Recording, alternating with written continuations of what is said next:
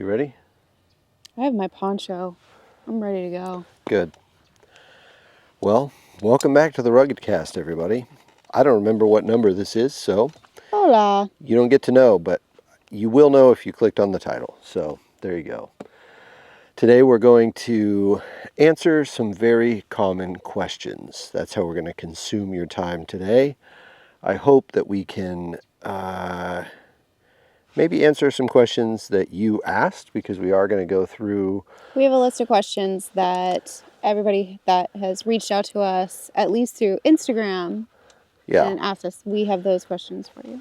And we assume that those questions may also be interesting to you, even if you don't follow us on Instagram. So let's just start out. Let's just we'll use these to spark conversation as well. What's the first question? Okay, first question was, do you feel safe in Baja? We hear wild stories of issues, and it's kept us from going down there. Yeah, what a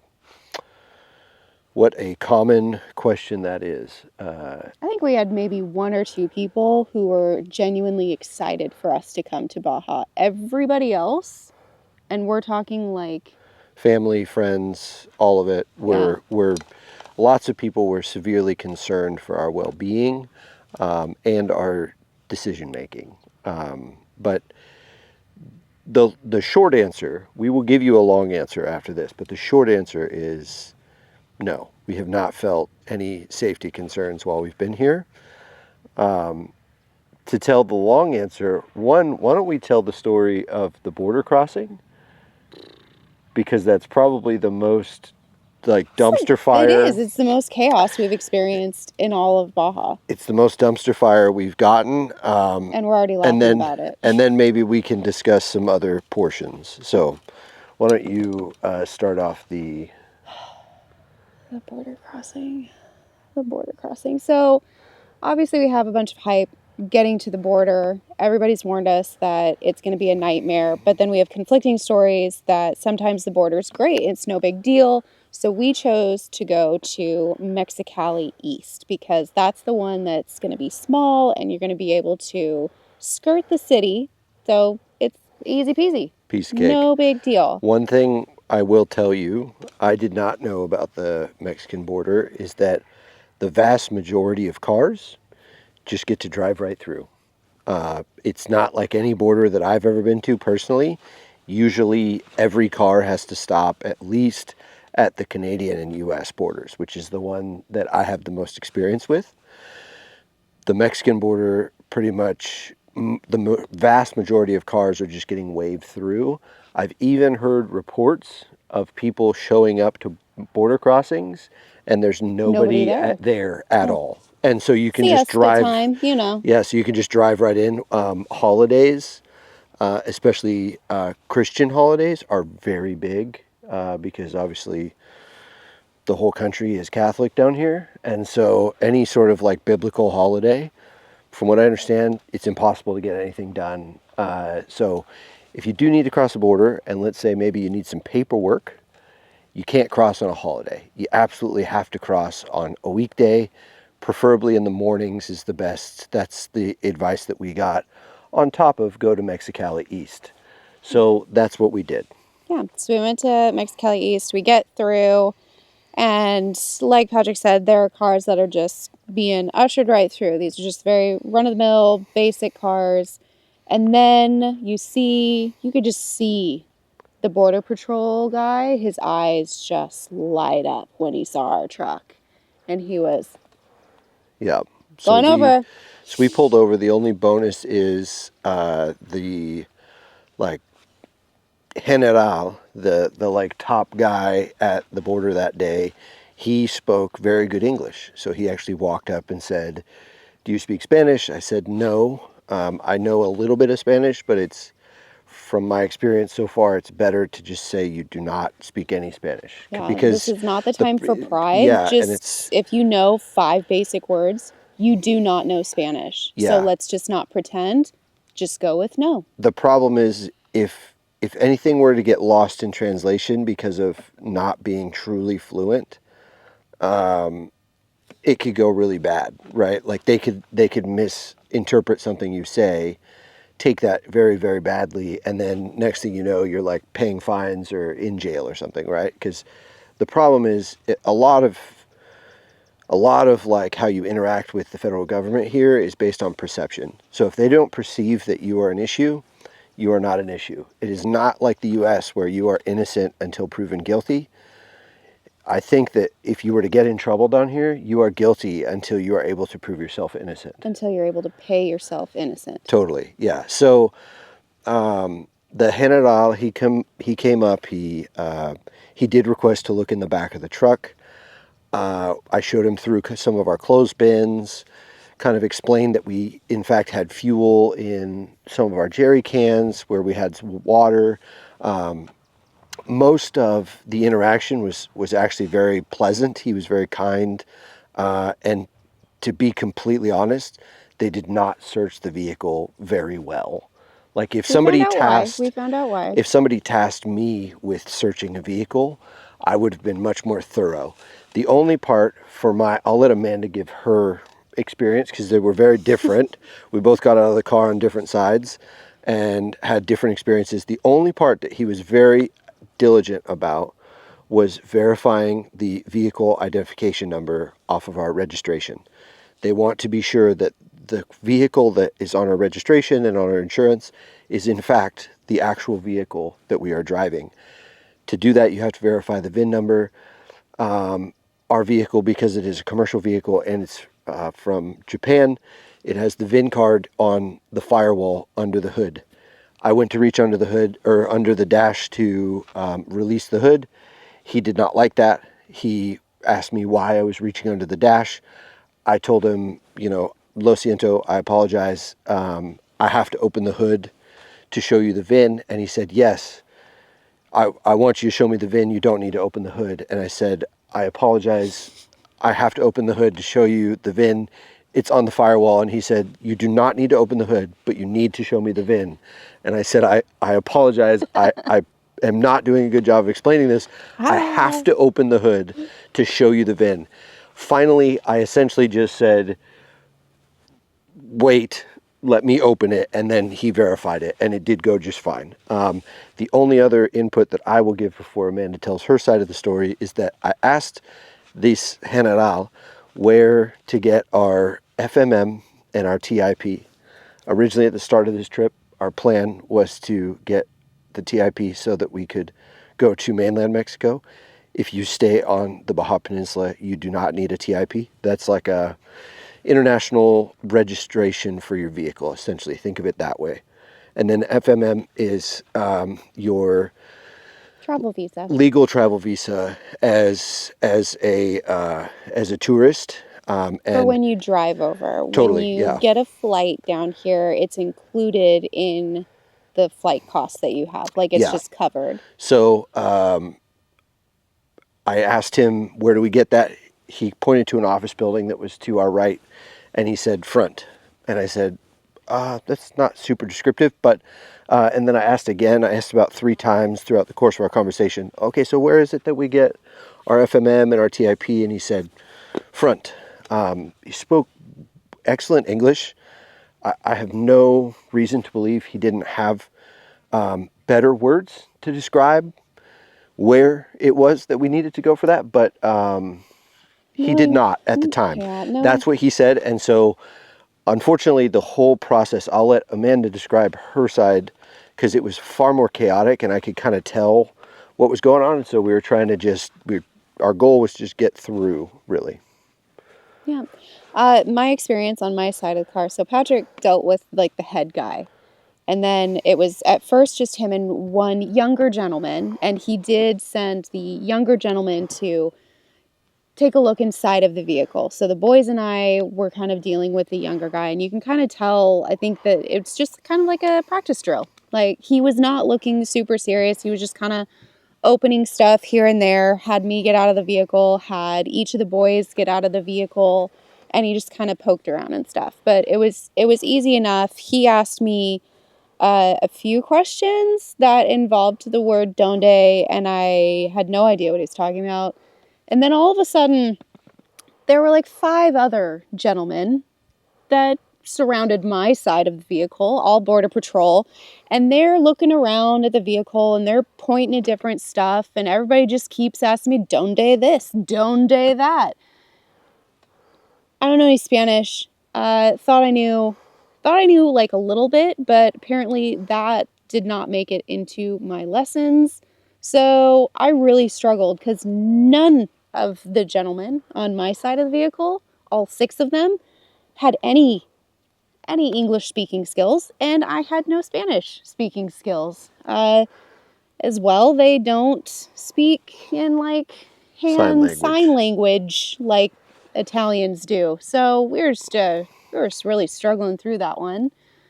But yeah, so it was a little chaotic. It was stressful, but at the end of the day, they were really just curious about the truck. They're like asking us about the tent on the top and us sleeping in it, and all in all, we got through it. It wasn't that bad. no, It was it's the just the initial rush of going through the border. Yeah, it was the first of the, metaphorical Baba Yagas that we had been told about, like the boogeyman that's going to get you. And really, it wasn't that bad. Like, it really wasn't. What happened afterwards, it got a little wild. So we had to pull off of the kind of the main 2 lanes that pass through the border to be searched. The search area is kind of an island, think of it like that, where there's a road that goes this way and there's the 2 main lines.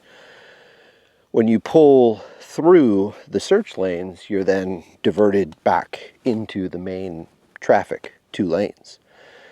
There is, at right beyond where that island is, there is the first of many federals, military vehicles parked right there, right? They're the... So this F-150 that has this big 250. 250? This one was a 250, but a bunch of them are F-150s. Yeah. Either way, they have big cages built in the bed. They have bench seats for many more people. They're what would be called a technical by military personnel or anywhere else in the world, because it's a fast-moving, light armored vehicle, or no armored vehicle, with a turret with like a substantial gun, right? 50 cal or something like that. Grande. Very large weapon. And as we kind of go to pull to join up with the 2 lanes, we can see that there's kind of the road that comes out from the building that we know we need to get to. It's not a friendly turn. But it's very narrow, and it is a sharp 90, and it's also butting up to where like the problem children go. Like, yeah. We go to the left just to be inspected, but if you get pulled off to the right, like you've done something wrong. Yeah. And it also it had like a curved curb to it, so it almost looked like a right turn only. Yeah. To me, it was not inviting. I've learned now, really no like road rules kind of exist other than you get to the right to go left here, which we'll talk about that later. But the military personnel, the federales in the vehicle, are saying continue. They're telling us, Vámonos. Like, and I suspected that turn was actually a right turn, and I was like kind of forecasting forward, and I was like, oh, it looks like there's another driveway into that parking lot. We'll just go up there and we'll go right in there. And then we'll like kind of come back. We'll kind of park and make our way back. There, right? So that would just make sense. Then it's not so chaotic there. Totally logical. Mostly, more than anything, my thought process was listen to the guy with the big gun. Oh. That was kind of where my head was at. So we pull down there. I go to turn into that driveway, and it is gated, like a substantial, large metal gate. Amanda had kind of been freaking out all morning at this point. I started freaking out now because I'm thinking to myself... Let's establish this. I was freaking out prior to getting to the border. Totally. Just like angst and stuff. Yeah. But then like once we got through everything being checked, I was fine. Yeah. I was mellow. It felt good. The switch got flipped, Yep. and all of a sudden I got tense because I figured, like, shoot, we don't have this documentation. We need to get it. It's there, but... So I'm like, okay, maybe we just need to go like to the end of the block or whatever, and we'll turn right, and we'll see if there's some other like entrance, because I'm thinking to myself like, Mexican citizens must have the ability to go to the border to access their border buildings, right? Because in the U.S. or in Canada or many other, like, you can pull up to the border and park There's a parking and lot go of some speak kind. to your Border Yeah. Patrol agents if you have something that you need, right? Some sort of documentation. So I'm thinking maybe we'll do that. So we go up and we take a right, and I'm like, it's just a wall. It's just a continuous wall, and there's like Well, and then no there way. was like one little like convenience store, but where you're at, like you never just want to hang out in a border town. Yeah. It doesn't matter where you're at. It's like Mexico or Canada, even Just in kind of like the all, US, like it just can be more of a mess. And so yeah, instantly it was like, I remember you had mentioned like, well, should we just park there? And I was like, no, yeah. go. We're not stopping there. So then the next thought is maybe we have to like go back through. Maybe that's the only option we have. That Is would to have like been the only option. go Is back that we into have the to U.S. turn around and come back into Mexico. We were actively at this point seeing the line of cars, and it was miles literally long miles. of people just waiting to get into the U.S. Which, by the way, we had taken a right turn when we left the border instead of a left turn like we should have done to avoid the city. So instead, we went into the city. We went to this specific border patrol so we could avoid the town, like big city.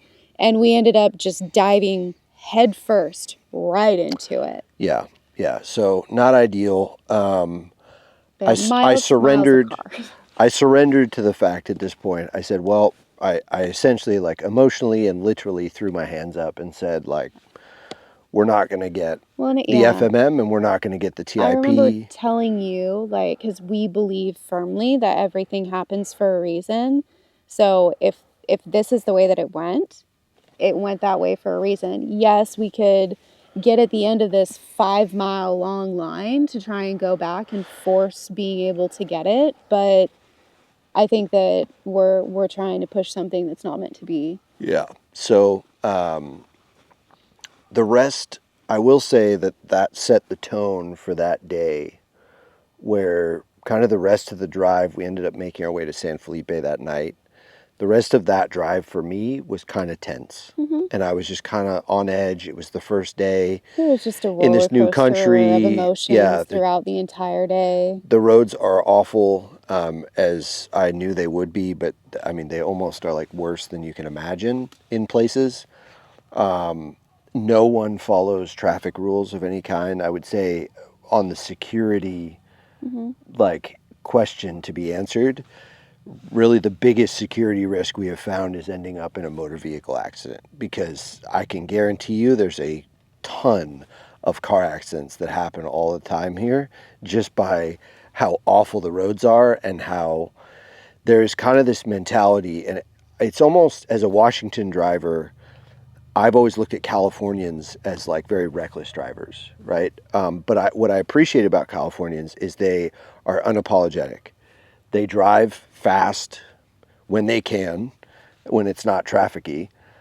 They drive fast and they are out for themselves, but they're unapologetic about it. They just tell, like, it's just known California drivers are out for themselves. I will say there's a very similar mentality here in Mexico, but way less rules on the road. We drove about 200 miles that first day in Mexico. I not at one point knew what the speed limit was, ever.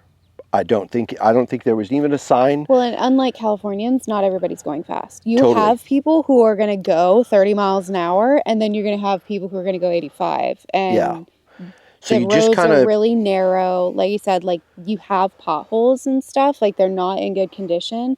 But then, like it's so narrow that, and it has like these crazy drop-offs on a lot of the roads. So like if you veer off too much, or you have to try and steer away from somebody who's avoiding a pothole on their side, like you could just jet right off. yep, there's no shoulder at all. It's just essentially ditch. Yeah, you just have to be hyper aware So at all times. I would say my security recommendation in general is be very hyper diligent with driving. Another thing that comes up often with security is don't drive at night, right? And I know for me, as an American who has not been exposed to this country a bunch, in my mind, I was thinking that means if you drive at night, the cartel is going to find you and kill you. It's literally like And everybody's stories was about corruption and stuff. Yeah. And then they kind of like, well, don't drive at night. So you're like, cool. So they're just going to steal my car and they're going to like leave us for dead or something. So That's we also broke that rule. We drove at night. We drove yeah. at night one night for a little bit. We may have underestimated how far we had to go that day, and it ended up taking far longer than we thought. So we had to push through, and we also went through a military checkpoint in the dark, which is also probably not the best idea. But it does turn out that driving at night, the real security risk is the semi-trucks, the livestock and other animals. There's wild horses. There's lots of cattle, wild donkeys. There's lots of cattle down here. There's mule deer and like coyotes and wild dog, like not wild dogs, but like feral. They're not feral, but they're nice. They're nice. So feral implies that they're like mean. Yeah. There's like. But they're like I don't know. There's like town dogs, unowned, right? Yeah. So there's all of that stuff. We had a semi truck legitimately almost hit us. Multiple. I got as far over as I could, like almost into the ditch, and a semi was like coming around a curve in our lane by a couple of tire widths, right? So the guy was 14, 18 inches into our lane. Luckily, our truck's pretty narrow. Our truck is very small, which is ideal. So I think as far as like security, to try and stay on track of like answering the question, as far as security concerns go, it is very challenging at first to see the level of military presence at times, because I think as Americans we're used to seeing police officers. We're not as used to seeing military, especially like in our neighborhoods, right? In our local municipalities. I will say at first I was very kind of like shocked. That was shock to me. There was culture shock there with seeing military. I will say now, anytime I see a military truck, it is immediately a feeling of ease. It's comfort. Yeah. Because I know beyond a shadow of a doubt, nothing bad is going to happen when the military guys are around. That is just my personal belief. I have no reason. They're not there to seek us out. They really aren't. They really want nothing to do with us. We don't have anything to hide, which I guess is something else that we can elaborate on maybe later. But they want nothing to do with you. They are there to do a job, and it has nothing to do with us. Yeah, and the vast majority of their job, as far as the Mexican government is involved, is to not hamper tourism as much as possible. Tourism is what makes money for Baja. Totally. I actually just had a conversation today with a local about a bunch of this stuff and how it compares to mainland Mexico, and understanding why they have put so much effort into making sure that Baja stays safe.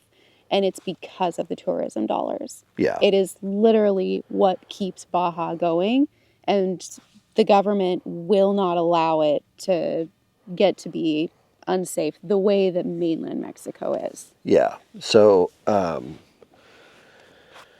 driving at night, military checkpoints. We talked about the border crossing. Let's talk about the military checkpoints. Holy moly, we hit our first military checkpoint after the border. Do you remember that? We were not expecting a military checkpoint. We start like fiddling with everything in the truck. Because we were like, we just have to get through the border and make it to San Felipe. Yeah. And we're going to be fine. And then we made it to the first military, and I was like, oh my gosh, I haven't hidden like enough of our money, and they're going to take all of our cash, and we're going to be screwed. Yeah. And so again, with our emotional roller coaster of the day, but we got to it, and I just rolled down my window, have your window rolled down ahead of time, take sunglasses off, smile, say hello. The guy literally doesn't even want us to stop. He didn't even, he was just like, does a little like yeah, that. go. And whew, Yeah. In typical fashion, I will be honest, Amanda and I did pretty much zero research. that's not true. Okay. We did pretty much zero. No, Because that's not true. That's not true. That's at not least, true. okay, I personally had zero understanding of like how military checkpoints worked. I didn't know, and I guess I won't speak for both of us. I will speak for myself. I did zero research, and my outlook was, we will figure it out when we get there. That's always kind of been my mentality in life, and I'll be honest, it has served me well up to this point. And I was very, very surprised by the fact that we pulled up to a military checkpoint and they just said, keep going. Oh Like, yeah, and I had our passports in my hand, which somebody told me later. They're like, "You're never gonna need to pull out your yeah, passports they don't check again." that. They don't check So that like anywhere it's like this else. smiling blonde girl with passports, and he was Yeah, like, "I don't have time for you." LA. But no, we did. I did. We had conversations with people. That's where we like to gather the majority of our information, is by fellow travelers that we know have firsthand experience on traveling to different places that we're going. We seek out those individuals so that we can get a better idea, because unfortunately, if you try to go to a forum or something, like I know a lot of people are part of there's a Baja Facebook page, Something and travel Baja or we've something. heard nothing but It's like all complaints, and there's a lot of like radical infighting. statements that are being made where it's like, once you've been here, you know that those people haven't actually come here, and they're just spouting off something that they've heard fifth hand, whatever. Sure. So I have a distrust with trying to look stuff up on websites. And if you try to go to the government website, good luck. I'm That's a just joke. I'm So just lazy. I just don't have time for that. So I just yes, always show up at places. But yeah. the San Ignacio, San I Ignacio, mentioned that you shouldn't drive at night. We definitely did drive at night. Well, we you did. definitely shouldn't go through a military checkpoint at night, because the majority of like the narcos that are trafficking stuff, they're probably going to do that at night. So the military checkpoints are on like high alert, right? So they're like a little shifty at night. And so I would recommend not going through one at night if you can avoid it. We could not avoid it. We had to do it. But we actually had like a Very pleasant very experience. pleasant experience at San Ignacio. We went through, we have discovered that, well, we knew this before being here, that the Mexican culture is very family oriented. We discovered that having a family, being a family unit, is kind of an easy card when it comes to not getting messed with too much at the military checkpoints. We pulled up to the military checkpoint.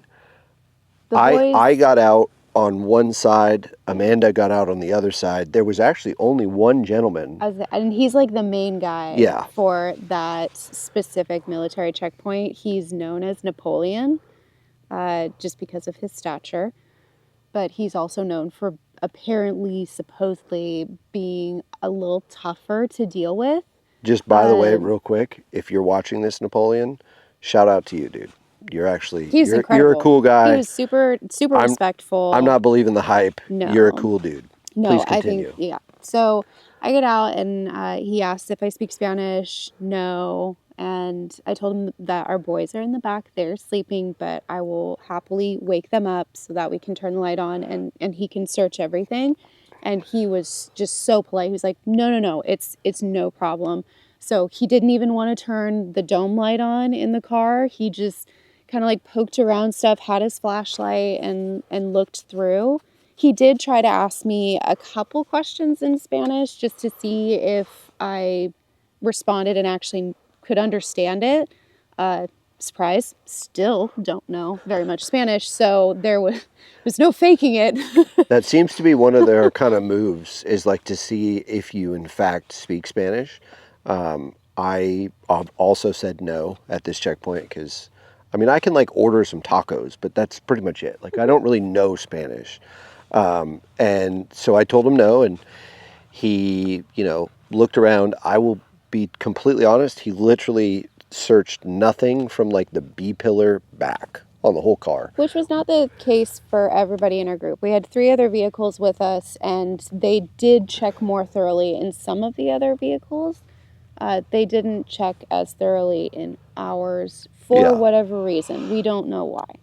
We look like squares. That's why. With our sleeping children, niños. Yeah. So, in general, I guess what else can we speak on when it comes to?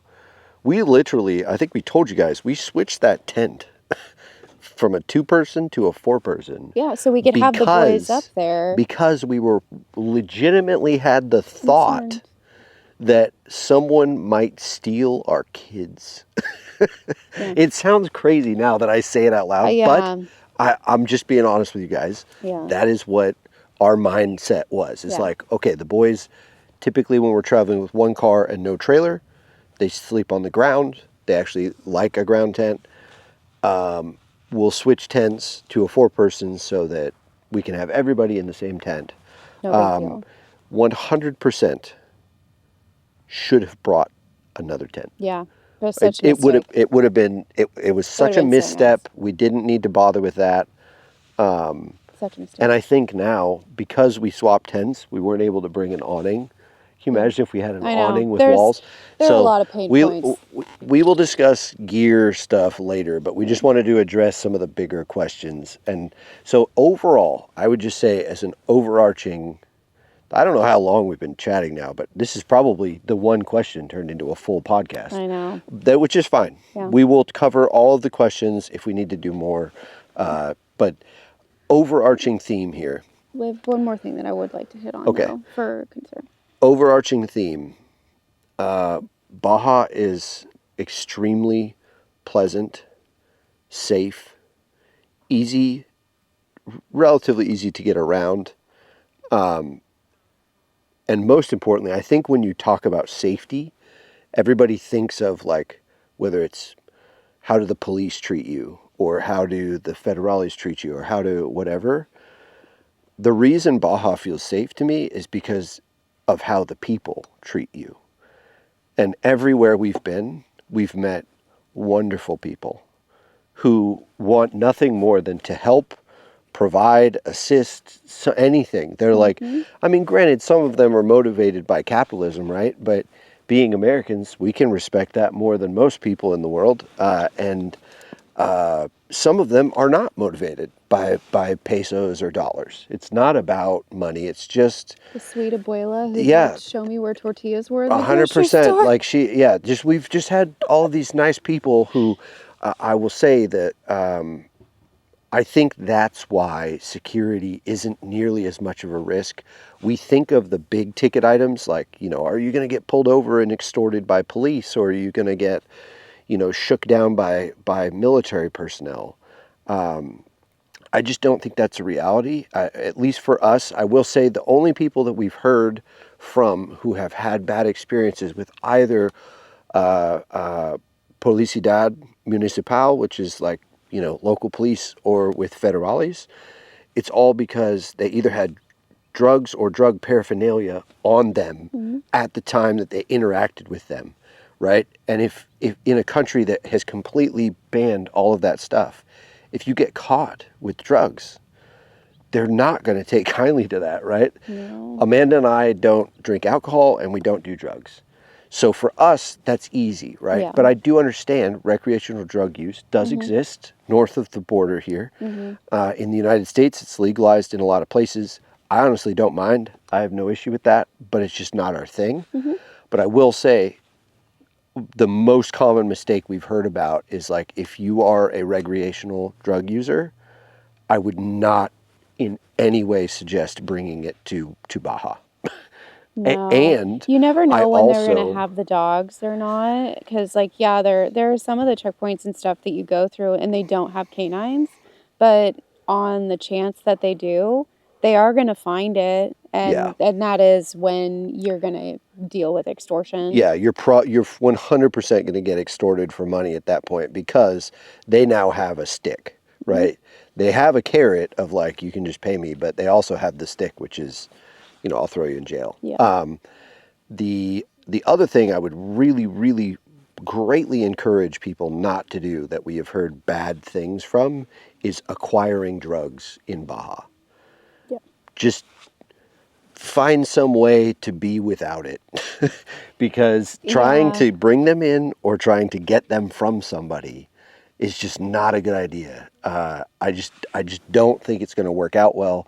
You just Plus, open yourself up to risk, right? So it's something that if it is really that important to you and you're going to try and do it, just understand that there are potential consequences with that. And it's not at the fault of the people of Baja. It's not the police officer's fault. Like, you are opening yeah, up that possibility. And if you get caught, you kind of knew that there was at least like a 50-50 chance. yeah. I read in a book earlier today that I was reading at this campo that we're staying at. Taxes are low in Mexico. Police officers are not well paid. They're almost culturally okay with police officers extorting people who break the law. Mm-hmm. There's almost kind of just a cultural acceptance of like, yeah, you're going to extort, because otherwise, how are you going to feed your family? Yeah. That's legitimately kind of the way that like the greater population looks at it here. So just my recommendation, don't bring any drugs in. Don't try to acquire them here. If you really need an altered mind state while you're here, which in my opinion, I don't think you need because you're in paradise, but if you really do, I totally get it. Drink some of the awesome margaritas. Some of the world's best tequila is right here on this peninsula, or we've learned some of the world's best wine. So if you want to, Yeah, there's the wine country northern as well. So if you want some alcohol, they have great options here, and it's very accepted culturally, like, okay. What was the other The other thing you'd thing like to was touch on? that I was going to touch on is that we were told that if there's anything outside of our vehicle at night, that it's going to get stolen. Do you remember that? Yeah. I was thinking to myself, okay, we're gonna be diligent. We're every night, no matter where we're at, we're gonna pack everything up before we go to bed. We'll put it all away, lock all the locks, and we'll be good. How many times have we done that? Zero amount of times. You guys, it is Honestly, such a pain in the butt with it our setup. Like, yes, everything is small, right? We have condensed everything down, but the problem is we have to explode all of it out so that we can actually access everything. And so we would have to really intensely like unpack and pack every single day, and that is such a pain in the butt. We were ready, I was ready mentally to do it. Day one, night one in San Felipe, I remember you left our chairs out, and I was like, do you know what 3 months is going to be like in Baja without seats? And he just did it willingly. I literally got up in the middle of the night and I tucked them under the truck because I was she like, hid them you might be okay as losing a though, seat. I'm not losing a seat, and you're not going to be able to find these seats yeah, in Baja. she hid them as though that was gonna somehow like stop Well, I some figured like like nefarious if they were actions. gonna take it, they were gonna like dragging it out and Yeah. making noise, and I was So like, not today, not with my chair. we have now Doesn't happen admittedly wherever we've been. completely given up And that's the been at real both campgrounds and remote camping. So yeah it's not like we're saying that and we've just been at remote places where of course there's not going to be people. We've been in the middle of towns and been at a campo when we've had to like reset on stuff, and stuff just sits out and it's fine. yeah nobody the reality is that's not a problem. It's not a concern. It's something that we heard before coming here, but it has not been an issue for us. There's a mosquito. So just in general, I would just say security was a huge concern coming in. It was the main thing that everybody we know brought up to us, like, how are you feeling about security? Are you feeling like it's going to be okay? Some people were even like, you're selfish and dumb for taking your kids to that country because it's dangerous. And I'll be honest, everybody that we've crossed paths with has been really, really kind. And not that I'm not at all proud to say this because I am an American. I am a patriot. I love our country. But the only time we've been shot at was in Southern California. Pretty hard to like accept that, to be honest with you, because I love the country that I grew up in, that we grew up in. But the reality is, the only time we've had a serious security concern while we've been on this trip was in Southern California in the middle of the desert when we got shot at while we were sleeping.